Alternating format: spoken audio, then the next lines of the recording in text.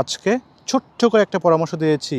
আপনি USA, Canada, America, Australia অথবা Shenzhen কোনো একটা কান্ট্রিতে যখন প্ল্যান করছেন ভ্রমণ ভিসা নিয়ে যাওয়ার জন্য, মাথায় রাখবেন যদি আপনার আত্মীয়স্বজন থেকে থাকে, ব্লাড রিলেটেড আত্মীয়স্বজন থেকে থাকে, ডিস্টেন্স কোনো আত্মীয়স্বজন থেকে থাকে, তাদের কাছ থেকে যখন টাকা পয়সা নিচ্ছেন, তারা যখন রেমিটেন্স পাঠাচ্ছে, আপনি যে অ্যাকাউন্টটা শো করে ভিসার জন্য দাঁড়াবেন, ভিসা নেবেন, সেই অ্যাকাউন্টে আপনার লেনদেনটা করবেন না। বেশি পরিমাণে লেনদেন করবেন না। যখন বেশি পরিমাণে লেনদেন করবেন, তখন ওরা ডাউট করবে। এখানকার আত্মীয়স্বজনগুলো হচ্ছে আপনার সাথে হাইলি কানেক্টেড, আপনি এখানে এসে থেকে যাওয়ার সম্ভাবনা থাকবে।